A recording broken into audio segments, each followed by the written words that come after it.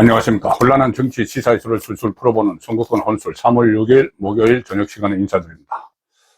어제 TV조선 보도로 각종건 전 특수전 사령관이 지인에게 통화를 한 내용, 협박을 받았다. 누군가에게서 민주당 쪽으로 지금 굳어지고 있습니다. 협박을 받았는데 그 내용이 충격적이죠. 일단은 살고 싶으면은 양심선언을 하라고 하더라. 양심선언을 하란다. 누군가가. 그리고 내란죄로 엮겠다고 한다. 사정을 다 알면서도 나를 내란죄로 엮으려고 한다. 얘들이 이렇게 이야기합니다. 얘들이 사정을 다 알면서도. 그러니까 이때 얘들은 본인에게 그렇게 협박을 한 민주당 쪽을 아마 지칭했을 가능성이 상당히 높습니다. 오늘 또 다른 해명이라고 나왔지만은 그 변명에 불과한 그런 해명이었죠. 그 말씀은 잠시 후에 드리고, 오늘 하루 종일 떠들썩 했는데, 이것이 결정적으로 윤석열 대통령에 대한 탄핵, 헌재의 심리도 이 정도 되면은 아예 각하를 하든지 아니면은 헌재 변론을 다시 속개를 해서 대질신문을 하는 그런 또 상황도 있어야 되고, 이 부분에 대해서 정말 협박에 의해서 윤석열 대통령이 지시하지 않은, 김용현 전 국방장관도 지시하지 않은 국회의원들을 끌어내라, 이 말을 했는지 따져봐야 됩니다. 그리고 이런 문제 때문에 구속이 되어 있는 윤석열 대통령에 대한 구속 취소도 뒤따라야 되고, 한 발 더 나아가서 이 협박을 한 사람들이 누군지 민주당 의원들일 텐데 그들에 대한 수사, 협박죄로 수사를 하는 것도 당연히 뒤따라야 되죠. 자, 이 상황에서 조금 전에 TV조선 뉴스9에서 추가로 또 보도를 했습니다. 이 각종건이 지인, 20년 동안 군생활을 같이 했다는 그 지인에게 이런저런 말을 다 털어놨죠. 어제 보도한 데 이어서 2탄을 털어놨는데 2탄 보도 내용도 충격적인 내용이 있습니다. 변호사 문제입니다. 변호사를 선임을 해주고 또 공익신고 절차를 밟게 해주고 이런 해유책을 가지고 각종건에게 대해서 협박도 하고 해유도 했죠. 그래서 윤석열 대통령을 궁지로 몰아넣기 위한 그런 작업들이 공작이 이루어졌다고 보는데, 그 과정에서 변호사를 선임을 했는데 이 변호사의 정체가 놀랍습니다. 이 각종건이 그때 구속된 상태에서 서울중앙지검으로 조사를 받으러 갔는데 그때 변호사들이 없었다고 합니다. 없었는데 구속하기 되기 전에 변호사들을 한 3명을 3명이 있었는데 다 일제 사임을 했다. 그래서 충격이 컸다. 이런 이야기를 각종건이 했다고 합니다. 충격이 컸다는 이야기를 하고, 특히 다 사임을 해버렸는데 특히 각종건에게 변호인을 소개시켜준 사람 중에 한 명이 민주당의 부성찬 의원이죠. 근데 부성찬 의원이 소개시켜준 변호사의 정체가 놀랍습니다. 일단 민변 출신인데 부성찬의 소개를 받아서 각종건을 만나러 왔는데 그 변호사가 한 번 만나고 거절을 해버렸다. 그래서 변호사 선임 안 한다고, 자기가 계약을 안 하겠다고 하고 가버렸다는 것이죠. 내란죄를 내가 변호를 할 수는 없다. 이렇게 이야기를 했다고 합니다. 이제 내란 프레임을 씌워놨으니까 내란죄를 내가 변호를 할 수는 없다고 하고 그 민변, 그러니까 좌파 변호사죠. 가버렸다고 하는데 그 좌파 변호사가 과거에 이 제주 간첩단 사건을 변론을 한, 간첩 쪽의 입장에서 제주 간첩단 사건을 변론을 한 그 변호사, 민변의 좌파 변호사를 부성찬 야당 의원이 소개를 시켜줬다는 겁니다. 그렇다면 결국 이것은 어떤 각종건을 구제해주기 위한 그런 변호를 한다기보다는 오히려 내란 프레임을 확산을 시키는 그런 역할을 하라고 부성찬이 소개를 시켜줬을 가능성이 있죠. 근데 그 과정에서 그 변호사가 거기까지는 안 하고 일단 혐의가 내란죄니까 못하겠다 하고 나가버렸다는 건데, 그때도 한번 이야기가 나왔습니다. 그 변호사를 소개시켜준 게 각종건의 변론을 위해서가 아니고 오히려 내란 프레임을 확산을 좀 시키는데 각종건을 이용을 하기 위해서 각종건에게 사실상 곁에 있으면서 법률 조언을 해주는 척하면서 좌파 전체에 유리한 방향으로 유도하기 위해서 아닌가. 과거에 이재명이 유동규 씨에게 대장동 사건이 났을 때 변호사를 붙여줬는데 그 변호사가 가짜 변호사였다는 말이 있었죠. 변호사 자격이 없다는 것이 아니고 유동규의 이익을 위해서 변론을 하는 것이 아니고 과연 이 대장동에 대해서 검찰에서 진술을 할 때 이재명과 연결해서 어떤 말을 하는지 그것을 염탐을 하기 위해서 변호사를 소개시켜줬다. 그 폭로를 유동규 씨가 한 적이 있습니다. 그것과 비슷한 형태로 간첩 사건을 변호했던 자파 변호사를 각종건에게 연결을 시켜줘서 각종건의 동향을 파악을 해서 내란 프레임을 확산시키는 그런 목적으로 변호인을 선임시켜준 것 아닌가, 그런 의구심이 드는 일입니다.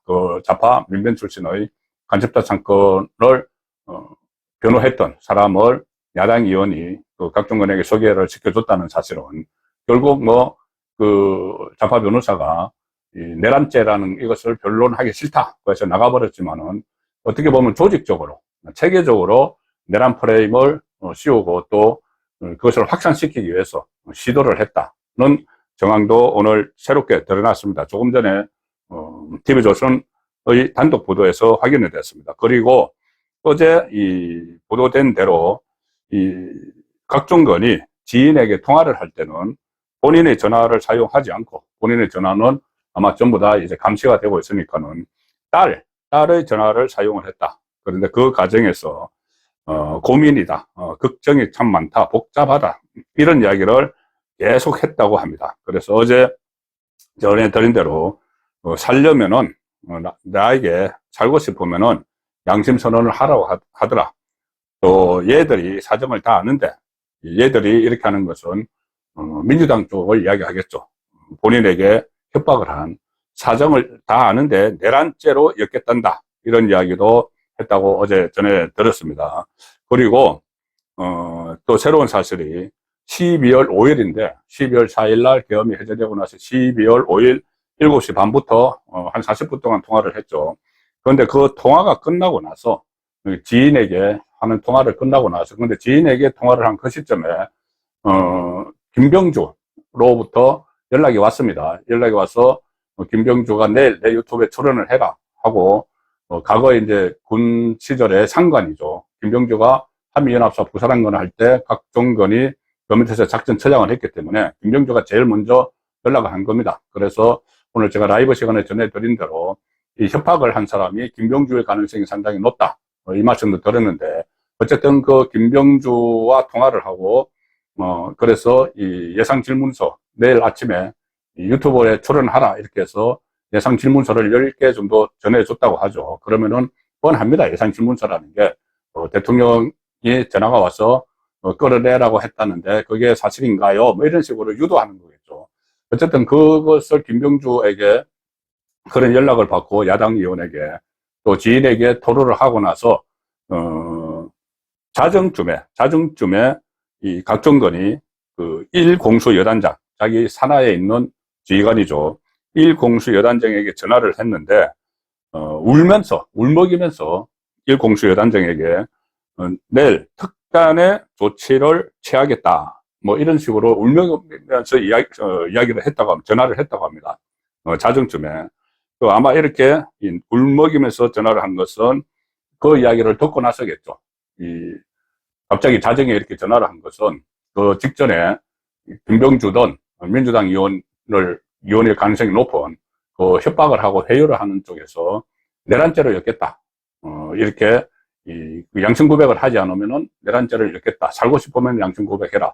이때 양심 고백은 정말 진실을 말하라는 게 아니고 내란죄로 엮겠다고 했으니까는 우리 말 안 들으면은 이것은 결국은 민주당이 시키는 대로 하라, 이 의미가 되는 것이죠.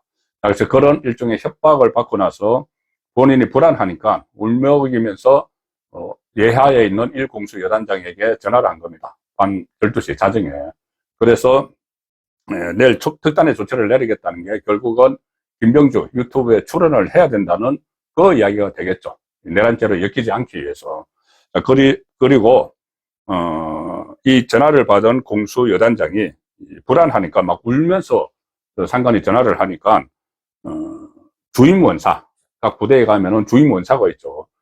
그 부대의 그 부사관 중에서 가장 계급이 높은 그 주임 원사에게 알렸고, 그래서 주임 원사가 또 여기저기 연락을 해서 방첩 부대장까지 포함을 해서 그 다음날 새벽에 회의를 했다.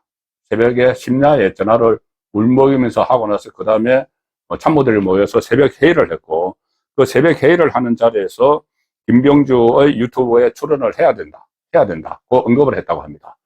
출연 안 하면은 내란죄를 지금 엮어버린다고 하니까 그랬을 가능성이 높죠. 그 참모들은 그래도 민주당 그 정치인들이 하는 유튜브에 출연하면 안 된다고 만류를 했는데 끝내 출연을 했다고 합니다. 그래서 아침에 출연을 했는데 그때 보니까 김용현 707 단장이 이야기를 했죠. 아침에 보니까는 그 예산 질문지를 가지고 있다가 꺼내더라. 그리고 자기가 이제 쓴 거죠. 심지어 각종거는 그 다음에 이 김병주 유튜브에 다른 사령관 이진우 수방사령관도 출연을 해달라고 섭외까지 하는, 그러니까 협박을 당하고 나니까 본인이 가서 있지도 않았던 이야기를 막 하고 또 다른 사령관들도 비슷하게 엮어가지고 같이 당신도 잘못하면 내란죄에 걸려 뭐 이런 식으로 됐든지 간에 유튜브 섭외까지 김병주 유튜브 섭외까지 다른 사람간에게 하고 이렇게 된 거죠. 완전히 아마 뒷덜미를 딱 낚아채고 그런 조정을 한 것이 아닌가 싶을 정도입니다. 오늘 그 변호인이 지금 민주당이 하루 종일 반응을 안 내놨습니다. 거의 막 침묵을 했습니다. 침묵을 하고 박범계만 SNS에 글을 올려서 협박범이 자기는 아니다. 자기는 그 통화를 각종건이 지인하고 통화를 했다는 게 12월 5일인데 자기는 12월 10일 국방위 할 때 처음 봤다. 이렇게 자기는 아니다고 했죠. 그러면 뭐 김병주일 가능성이 상당히 높아지는 거죠. 김병주는 그 전부터 알고 있었고 바로 계엄 해제가 되고 나서 그 다음날 서로 막 통화를 했으니까 김병주겠죠. 가능성이 상당히 높죠. 어쨌든 그 상황에서 민주당은 침묵을 했는데 오늘 제가 라이브에서 전에 들었다시피 이 각종건의 변호인이 경향신문 기자를 만나서 좌파매체 기자를 만나서 이 양심선언을 해야 된다고 이야기한 것은 고등학교 동기다. 고등학교 동기가 양심선언을 해야 된다고 이야기했다. 그리고 내란죄로 엮겠다고 한 것은 뭐 TV에 나온 그때 정치 기사를 보고 생각해서 한 거다. 이렇게 어처구니 없는 변명을 했죠. 자, 그러면은 이게 말이 안 되는 게 다른 건 다 차치하고 이 양심선언을 살고 싶으면 양심선언을 해라. 그게 동기가 그렇게 이야기합니까? 그리고 양심선언을 안 하면은 이 내란죄로 엮겠다. 동기가 내란죄로 엮지는 않죠. 정치권에서 이제 그 야당에서 내란죄로 엮겠다고 한 것이죠. 그러니까 다급하니까 이렇게 이 변명을 했지만은 그 변명이 전혀 먹히지 않는 상황입니다. 그래서 오늘 또 새로 나온 이 내용들 간첩 사건을 변호했던 변호사를 소개시켜줬다는 것들, 그리고 새벽에 이 대책 회의를 했다. 그리고 그 다음날 김병주 유튜브에 출연하기 전에 출연하지 말라는 참모들의 말이 있었지만은 끝까지 강행을 한 것은 결국 협박을 받았기 때문에 그렇게 한 것 아니겠느냐. 그래서 홍장원 국정원 1차장의 오염된 메모에 이어서 각종건의 진술이 결정적으로 협박에 의한 것이었다고 드러나고 있는 마당인 만큼 아마 내일 그리고 주말 동안 이 탄핵 정국이 새로운 고비를 맞을 가능성이 상당히 높습니다. 송국근의 혼술이었습니다.